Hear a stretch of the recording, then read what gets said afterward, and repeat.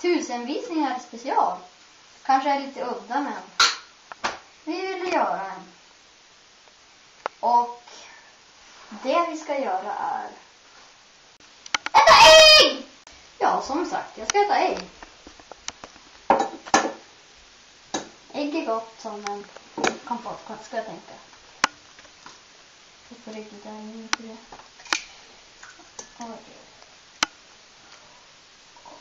Ska jag dricka det?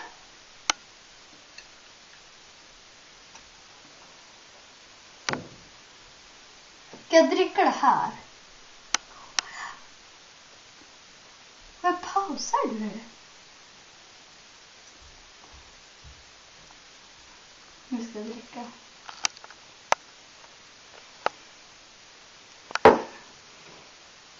La.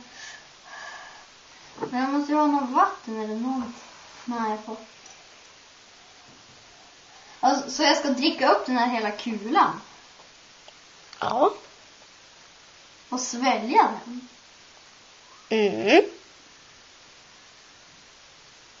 Trodde inte det skulle vara så här hemskt. Men då kör vi. Ja, då kan jag äta det. Nej, det kör jag.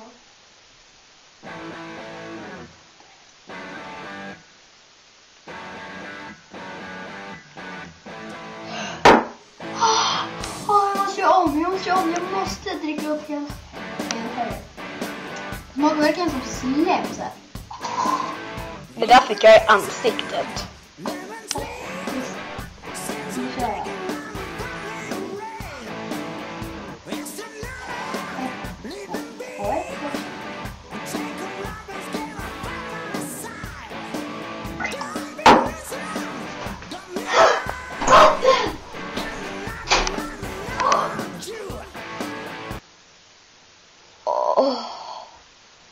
Fräscht. Nu ska jag hålla till ett tal. Ja, tack för alla visningar. Det är så himla kul med 1000 visningar. Ja du, det var 1000 visningar. Hej då önskar vi på Super Brandström.